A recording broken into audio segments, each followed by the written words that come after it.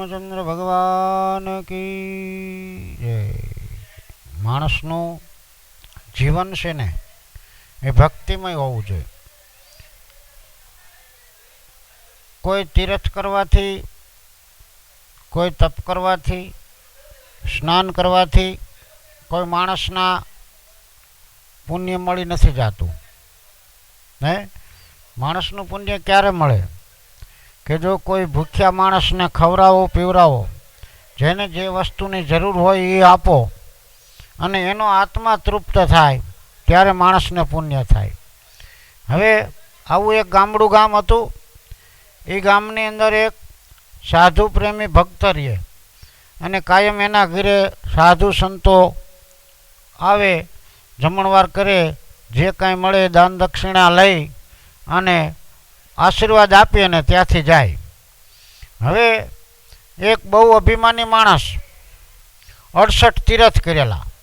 68 તીર્થ કર્યા એટલે એને એક નિયમ લીધું કે હવે આપણે જેને 68 તીર્થ કર્યા હોય ને એના ઘરે જમવું, બાકી જમવું નહીં।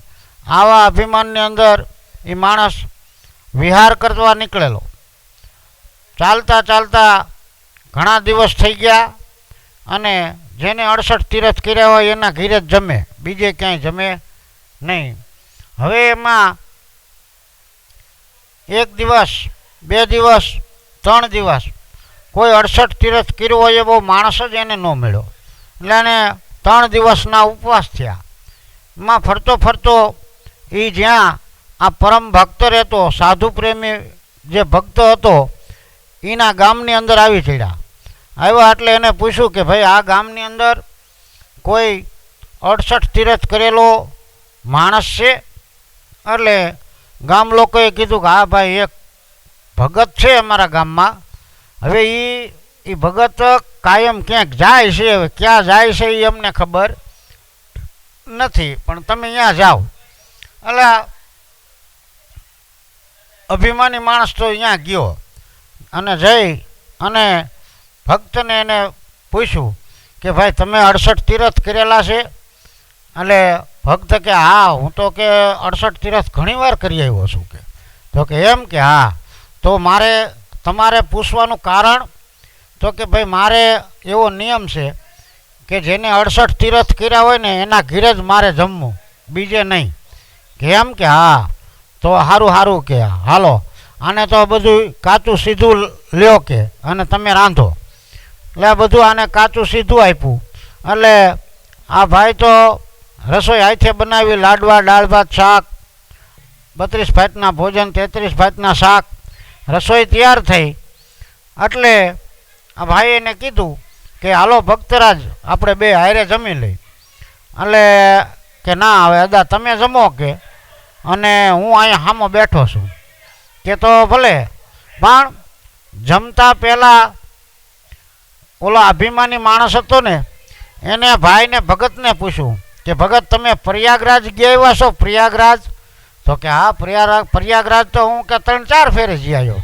એમ કે હા, કે ત્યાં ત્રિવેણી સંગમ ક્યાં આવે? તો કે એ મને ખબર નથી। ઠેક, કાંઈ વાંધો નહીં કે ભગત તમે દ્વારકા જઈ આવ્યો છો? દ્વારકા? તો કે હા, દ્વારકા તો ઘણી ફેરે જઈ આવ્યો છું। તો કે ગોમતીજીથી મંદિર કઈ બાજુ આવે? તો કે એ મને ખબર નથી કે। ભાઈ તો મૂંઝાણો એટલે એને વિચાર કર્યો કે હવે આ માણસ જૂઠો લાગે છે। એટલે કે તમે બદ્રી કેદાર જઈ આવ્યા છો? બદ્રી કેદાર? તો કે હા। તો કે બદ્રીનાથથી બદ્રી કેદાર કઈ બાજુ આવે? તો કે એ મને ખબર નથી। એટલે ઓલો અભિમાની માણસ, ઘમંડી માણસ હતો ને, એ આ ભગત ઉપર બહુ ખીજાણો। એ કે તમે આ ક્યાંય ગયા નથી, ખોટે ખોટા તમે મને કીધું, તમે મારું કે આ બધું જે મારો નિયમ છે એ તોડાવવા માગતા લાગો છો, મારે ખાવું નથી। એટલે ભગત કે જો ન ખાવું હોય તો તમે રસોઈને ઢાંકી અને અહીંયા બહાર આવતા રહ્યો અને સૂઈ જાઓ, મારે ખાવું નથી।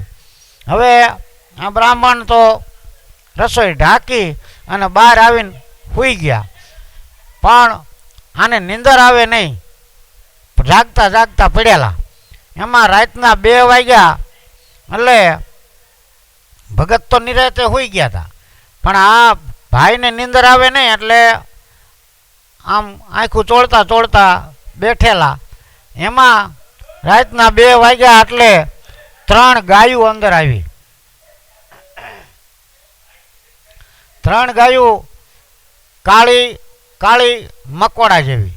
હવે 3 ગાયું આવી અને આના ફળિયામાં આળોટી અને 3 ફેળે આળોટીને એટલે ગાયું ધોળી હબાંગ દૂધના પેંડા જેવી થઈ ગઈ. ઓલો અભિમાની માણસ વિચાર કરે કે આ ગાયું આવી ત્યારે કાળી હતી, ઘણો મનમાં બીક લાગી કે આ શું હશે, કાંઈક ભૂત હશે, પ્લીત હશે, ડેન હશે, ડાકણ હશે. મનમાં બીક તો લાગી પણ હિંમત કરી અને ઊભો થયો અને ગાયું ફળિયામાંથી બારી નીકળતી ને ત્યાં દોડ જઈ અને ગાયુંને પૂછ્યું કે ઊભા રહ્યો, તમે કોણ છો? ત્યારે ગાયુંએ કીધું કે પણ તારે શું કામ છે, અમે કોણ છીએ જાણીને? કે ના મારે જાણવું છે કે આ ભગત તો હોઈ ગયા છે અને તમે આ ત્રણેય, તો કે અમે ત્રણેય ગાયું છીએ કે. તો કે ના ગાયું ન હોય, ગાયું હોય તો આવી ન હોય કે. તમે તો આવી ત્યારે કાળી કાળી મસ્ત જેવી હતી અને આ અહીંયા આળોટી અને ધોળી થઈ ગઈ, તો આનું કારણ શું? એ કે કારણ તારે સાંભળવું જ છે? તો કે હા. તો કે અમે ત્રણેય નદી છીએ. નદી કે હા. કે કઈ? ત્યારે ત્રણે ગાયું હતી બોલી કે અમે ગંગા, જમના અને સરસ્વતી છીએ. તમારા જેવા પાપી માણસ જે હોય ને એ અમારામાં પાપ ધોવે, મનુષ્ય લોકના પાપી માણસો અમારામાં આવી અને પાપ ધોવે એટલે અમે રાત પડતા કાળી થઈ જાય છે. પછી અમે આવા જે કોઈ સંત હોય ને, સંત પ્રેમી, ભક્ત પ્રેમી કે જે બીજાને ખવડાવીને ખાય, એવા જે સંતો હોય ને એના આશ્રમે જાય અને એના ફળિયાની અંદર સાધુના ચરણની રજ પડી હોય. હવે સાધુના ચરણની રજ આના ફળિયામાં પડી હોય એટલે અમે અહીંયા આળોટી અને આ હવે અમારા બધા પાપ રહ્યા ને એ ધોઈ અને પાછી સવારમાં 4 વાગે બધા માણસો નાવા આવે ત્યારે અહીંયા હાજર થઈ જાય છે. હવે આ અભિમાની માણસનું અભિમાન ઓગળી ગયું. એને વિચાર થયો કે ઓહો, મેં 68 તીરથ કર્યા પણ મારામાં અભિમાન તો ગયું નથી અને હજી હું તો એમ નામ ફરું છું. અને આ સંતોએ ભલે અભિમાન ન કર્યું, 68 તીરથ ન કર્યા હોય તો કાંઈ નહીં, પણ જેના આંગણામાં આ ગંગા, જમના ને સરસ્વતીના જો પાપ ધોઈને જાતી હોય તો હું તો એના પાસે કાંઈ ન કહેવાય. એટલે તેને રાતના સંતને જગાડ્યા, આ ભગતને જગાડ્યા કે ભગતરાજ. તો કે હા જાગો કાં કે હવે આપણે ખાઈ લઈ. તો કે પણ કાંઈ કારણ ખાવાનું? તો કે હવે પસ્તાવો થયો મને. કે કેમ? કે ભાઈ મેં તમને જે અબૂધ ધાર્યા હતા એના કરતાં તો તમે આ સંત પ્રેમી છો એની મને હવે ખબર પડી અને અબૂધ તો હું છું. માટે સંતોના ચરણ રહ્યા ને એના જેવું કોઈ ઉત્તમ વસ્તુ નથી. એટલે કીધું કે સંત સપૂતને તુમડા, ત્રણને તાયરાનો ભાવ, તારે પણ બુડે નહીં એને તાયરા ઉપરનો ભાવ.